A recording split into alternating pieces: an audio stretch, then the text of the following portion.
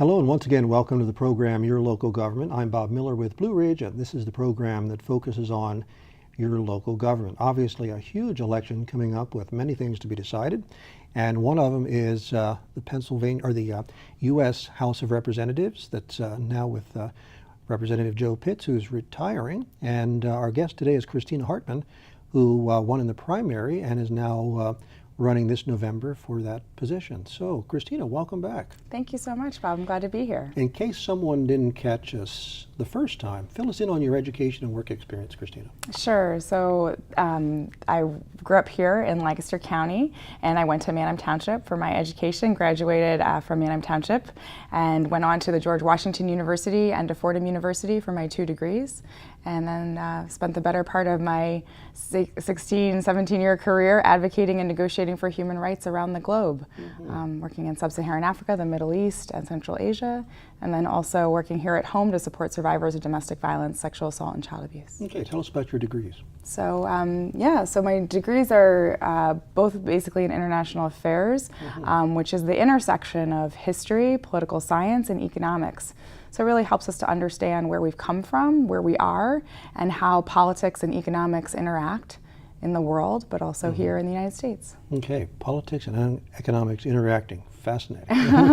We could do a whole show on that. We could do a whole show on that, actually. Yes. All right, tell us about your political experience. First, when did you get interested in politics, and then what's been your experience so far? Well, I think growing up here in Lancaster, I've always been interested in politics. As you know, our community is incredibly active.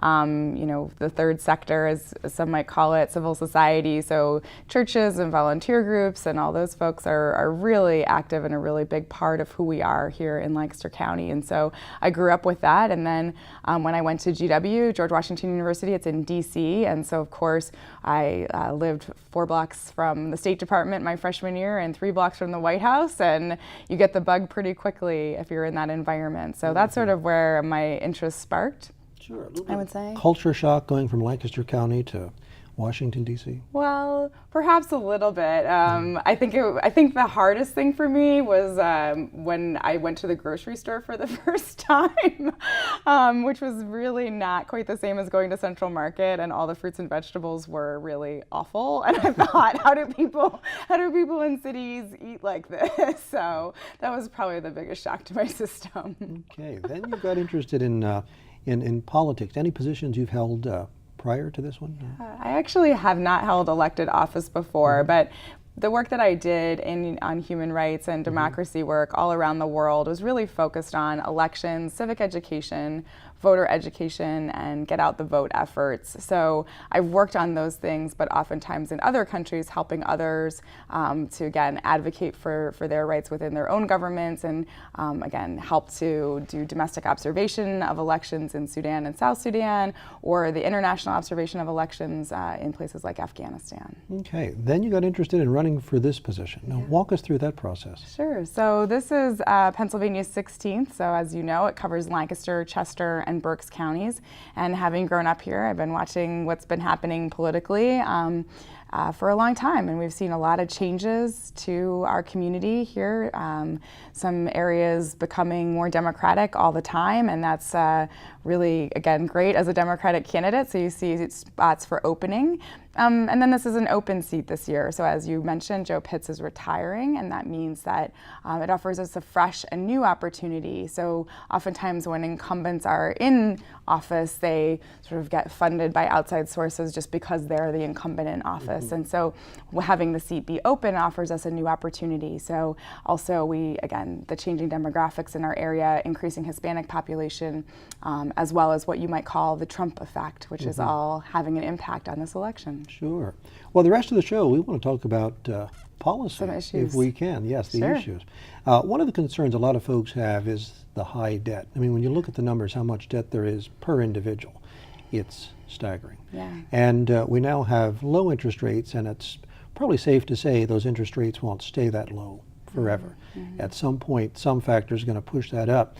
More of the government's income is going to have to be paying debt, and it's putting a tight squeeze on us potentially for the future. Many economists are very concerned about the high debt levels and how that could impact us and our future generations as paying it off.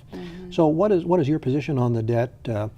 Do we have to take some steps to start reducing? And if so, what do we do to do that? Yeah, I think it's a really important issue. We want to remember that, we acquired a lot of debt, unfortunately, thanks to the wars in Afghanistan and Iraq, which has really set us back quite a bit. And while President Obama has worked hard to reduce that debt by a bit, and he has, there's still a lot further to go. And as you rightly point out, it does impact our economy overall. So what we want to do is make sure that we're putting into place things that are incentivizing our economy so that our economy continues to grow, so that we can pay off that debt, but also continue to flourish in the way that we need to as a nation, that folks have jobs and job training to enter into new industries, and that we're continuing to do research and development.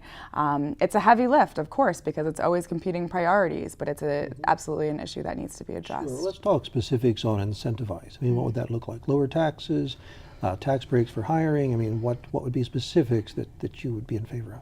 Yeah, I think some tax breaks for depending on the industry and what we're trying to cultivate. So here in Lancaster, for example, we're looking to make sure that throughout the 16th, I would say, that we continue to expand our technology sector. So making sure that folks in that industry have the access to broadband and data that they need. So perhaps looking into ways that we can support that, or perhaps give breaks to folks that are looking to get into that industry, cutting red tape for small businesses so that they can continue to flourish and be the backbone of our economy that they are. And while we know that it seems like small business is a small thing in some ways, here in our community, it's actually a very big thing. We also want to look at the healthcare sector to make sure that we're doing right by the folks working in that sector, as well as the companies who, again, are big employers in our area. Sure, you mentioned cutting red tape, and clearly there needs to be some regulation, but many in business feel regulation has just gone a little too far, stifling business. Do you think we've overshot the limit a little bit? We have it right, we need more. Where would you be on regulation? Yeah, I mean, I think what we need to do is look really specifically at what regulations are there and why they're there. So we know that sometimes regulations, unfortunately, are made for one particular reason, but might have an impact on another industry for an unintended effect. And so looking to see how we can limit those unintended effects. So for example, we met with the Home Health Care Workers and Visiting Nurses Association not too long ago, which has also been televised on PCN. And we talked there about some of the regulations that were in place and how they felt as though they were one of the top performers but were being penalized by these regulations. And they thought one approach would be to just have an audit of the companies that were sort of in violation of the existing regulations, as opposed to putting additional regulations on. Things like that are really sensible solutions so that we can go in and look at ways that, again, we can reduce the burden on those companies or those organizations, but still have the intended effect of producing the best results for citizens and clients. Gotcha. It's time for a commercial break. We'll be right back after these few words. Stay with us. And welcome back to the second segment of Your Local Government. Again, our guest today is Christina Hartman. She is running for the 16th District, U.S. Congress, House of Representatives, filling for what would be Joe Pitt's retiring position. And one of the things that concerns Americans is ISIS. We're seeing violence cropping up on almost a regular basis, where there's either explosions or shootings. And on the one hand, we're hearing that ISIS is being contained, but on the other hand, we're seeing more violence, and Americans are somewhat concerned about this. This is a real big concern. What things do you think we need to be doing to get this under control?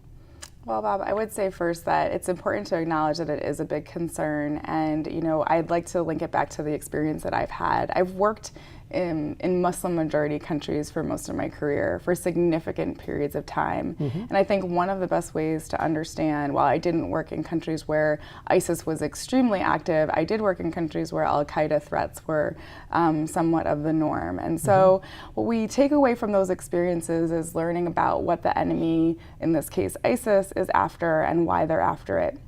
And so we can see a number of things.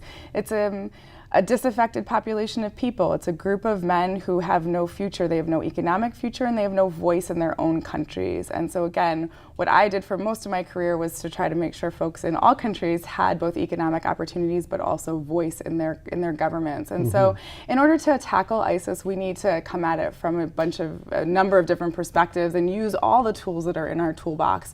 So sometimes that will be military force. Sometimes that will be diplomacy. Sometimes that will be democracy and economic things such as trade agreements.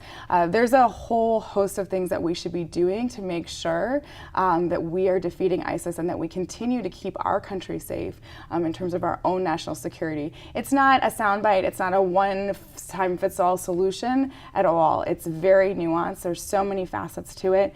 We know that they're recruiting from everywhere. We also need to work hard in our own communities to make sure that all people feel as though they're a part of a community, because we also know that when folks don't, that's when they seek out things that probably aren't the best, and they're looking for a sense of belonging. And we can provide that right here in our own communities by reaching out to one another. So that sounds like a soft answer to perhaps what we could do at home, but it is one of the most important things. And then again, abroad, using that toolbox. Absolutely. And it's not just the United States problem, clearly it's Europe and... Of course, and working with our allies is really important, and unfortunately what we've seen with Donald Trump is that he's against working with our allies and he's trying to forge his own way, and also unfortunately my opponent supports his position. So that's not the way forward. Working with NATO allies in particular is really going to be part of our success. Sure. Let's move on to immigration. Clearly this is a country of immigrants. And all of our ancestors, if we take them back, probably came over at some point. So we want to have a welcome approach to immigrants, but there's some concern that people are getting through improper channels and that sometimes they put strains on the system and perhaps take jobs away from minorities because they're willing to work for less. And so we want to have that open door, but yet some kind of control. And so where do you think we are now? Are we at the right spot? Do we have to have better immigration control as to who comes in and how they've reached their citizenship? And walk us through your positions. Yeah, I think that we need to have comprehensive immigration reform. I think the way the system is working now is that it's just not working.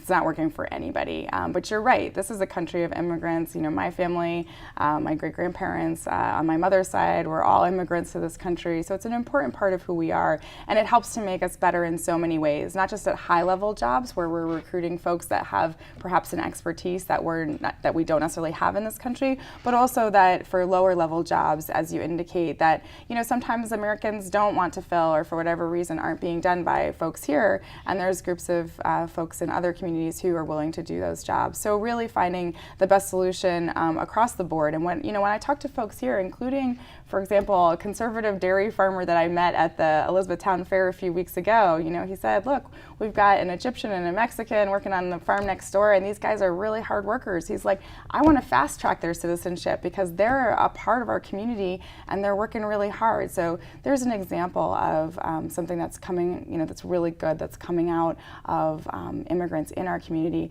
but also making sure that in terms, again, on refugees, that we're continuing to use the systems that we have in place, which are so important through the Department of Homeland Security. We take 2 years to review almost every refugee who comes to this country, and that's an important process to keep us safe.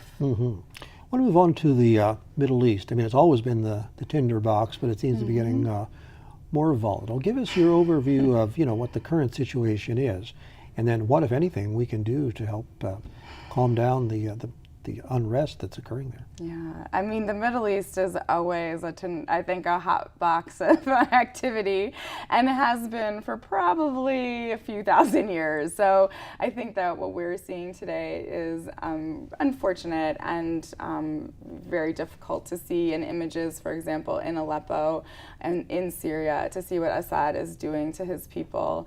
However, again, he's a dictator. He's been at this for quite some time. His interest is in maintaining his own power, not supporting that of his people. And so as the freedom-loving people that we are here in America, it is our responsibility to make sure that we are acting in the most appropriate way, while, again, being aware of our own national security and our own situation, to not put for example, troops on the ground unless we absolutely have to, or really thinking closely about that situation, but also understanding Russia's role in that and how Russia and Assad are often on the same side of things and not always in line with the United States, and working our way through those problems again with force when necessary, but also through diplomatic channels. And there's no easy answer, is the short answer. There's just no easy answer to that one, but to continue to work with other allies in the region, such as Israel, and make sure that we're doing the right thing. Sure. In this election, there has been a lot of talk about Russia that you just mentioned, and some thinking that we should try to normalize relations, others saying you can't trust them because of Putin. I mean, what direction do you think we should be moving? Pulling back and being cautious, or trying to make inroads that we can have more economic relationships, or peaceful relationships? So I've worked in the former Soviet Union for the bulk of my career, and most of my studies were about the Cold War and the former Soviet Union. And so I have a unique insight into Russia, and I would say that there is little economic opportunity there that wouldn't already be reinforcing and or linked to the state. Putin is, again, a dictator, somebody who is working for his own self and his own self-promotion and his own pocketbook and the cronies around him. He's not working for his people at all, ever. And so any relationship that we have with that government would be one in which we were supporting him and his efforts. Again, there would be no economic opportunities outside of his control. So it's not as if we could have an economic relationship with them that would then not be fueling his government. So we would have to be okay with what he's doing as a government in order to support those economic opportunities. Okay, well, I know it's been a hot debate, and I mean, it even goes back to the debate with Mitt Romney and Barack Obama, as they were talking about that. So now it's again coming up in this election. So yeah, I mean, I think Russia will always be on the table, in part because we actually have a lot in common with the Russian people. I know most Americans don't always think of it that way, but in terms of sort of culture and thinking that, like believing that we are great nations, we have that in common, and that we have a lot to offer the world. Again, this is the historic significance of it is not lost. If we go back to the 1960s and both the race to space, and then in the 80s, the arms race, that's because both nations believe they're great and their people believe they're great. So we actually have a lot in common, but we like to think that we are a democracy, and I would argue otherwise for Russia. Okay, it's time for another break. We'll be right back after these few words. Stay with us. And welcome back to the program, Your Local Government. Our guest is Christina Hartman, who is running for the 16th U.S. Congressional District in the House of Representatives down in Washington, D.C. And again, thank you for being with us, Christina. It's always a pleasure to have you here. Thank you for having me. And if you win this position, you will come back and give us updates, right? I know. Actually, I wanted to talk to you about that, what our plan post-election is. Okay. Absolutely. All right. I want to talk about Obamacare. Again, that has been controversial. It's had some good points. It's had a couple blips. A couple things that were promised that didn't come out, some things that were good. So it probably at best needs some reform. So what thoughts do you have on, what tweaks need to be made as we move forward? So I always like to start with this point, Bob, is that the Affordable Care Act is a compromise. So folks that I talk to are really hoping that people in Washington will come together and compromise more and negotiate towards the center. And I would just like to remind everyone that the Affordable Care Act is a compromise. And so with that, it comes with a few warts. And so we know it's not perfect. We are so glad that pre-existing conditions are covered. We're glad for universal coverage, although we want to see even more universal coverage than I think what we have now. We want to make sure that folks are protected because we know that our economic viability as a nation is dependent upon whether people can show up to work. And, again, if we're addressing our diseases and cancer and all the things that plague us, and we want to make sure that folks have access to affordable health care. Of course, we want to make sure that small businesses are not overburdened by the requirements outlined in the Affordable Care Act, and we want to make sure that costs are kept at a minimum. We know that there have been some rising costs from this past year, for example, from insurance companies. We know that sometimes those costs go up. So looking at ways that we can make sure that they stay in check so that it's affordable for everyone and continues to provide folks with the care that they need. And I also usually mention that, my husband and I, we actually got our care on the exchange a few years ago. In 2014, I left my full-time job and my husband's a consultant, so we were both consulting, and we bought our care on the exchange so that we could better understand how that process works, what would be available to us, how good that care would be. And we were really lucky to be, to have health care and to be on that program, especially when my husband got cancer a year later. So you just think of folks who, if they're not covered and they don't have that safety net, that you just never know what's going to come your way. And we ran into that situation ourselves, and we understand and empathize with other folks and want to make sure that continues to be the case. Sure. We'll move on to gun control. Again, another very emotional issue. There are those that are ardent supporters of the Second Amendment. Others say we need to control it because of the violence. So where are you weighing in on all of that? So I think it's important to note that I'm for all the amendments, the Second Amendment and all of them. I think that, my dad had a hunting rifle when we were growing up, and, my aunt and uncle, my uncle in particular, are big hunters, and they have guns in their home, and those are places where I've spent time. But that's a different kind of gun and a different kind of experience than what we see with, high caliber guns like AK-47s, the likes of which I traveled with in Afghanistan when I was working there a few years back. So those are not the kinds of guns that we want on the streets for everyday use. And what we want to see is gun safety. So an overwhelming majority of Americans, I think it's upwards of 90%, support universal background checks, basic gun safety. And what we see in the district, and you probably know this, but a few weeks ago, there was this terrible domestic violence incident in Sinking Spring, which is in the district, where a husband killed his wife and his children and himself. And we see a lot of domestic violence incidents end in death, in part because of guns in the home. So we just want to make sure that those incidences are curbed and that guns don't get in the wrong hands. Sure. Recently, many people are concerned that the relationship between the races, it seems to have escalated by many measures. First, your thoughts on why that's happening, and what can we do to bring harmony? Well, I think that perhaps these things have always been there. I don't know that it's anything particularly new. I think that things have, let's say, bubbled up to the surface in a way that they hadn't in the past. And, when we sort of have gone through history with Jim Crow and the Civil Rights Act and a number of other pieces of legislation that have pushed us forward in a positive way. However, that was never the end of race relations in America. Our history goes back to slavery, and it's a national conversation that we need to continue to have. We need to work on that on a national level, on a state level, and on a local level, and on a human level. There was also an article just this weekend in Lancaster newspaper written by a friend of mine, Penny Wren, who wrote about how we need to work as a community to come together to resolve these problems because they're there, and they're not going to go away just sort of by snap of our fingers. We're going to have to work really hard to continue to build bridges and to understand each other to make our country a better place. Sure.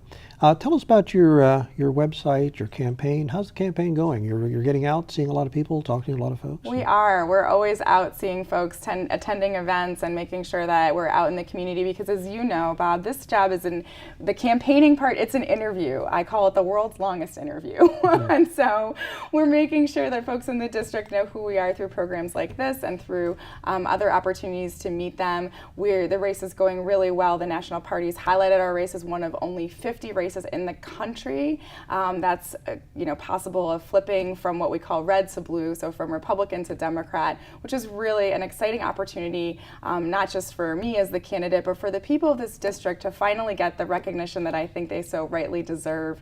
It's a great district that we have here and great people.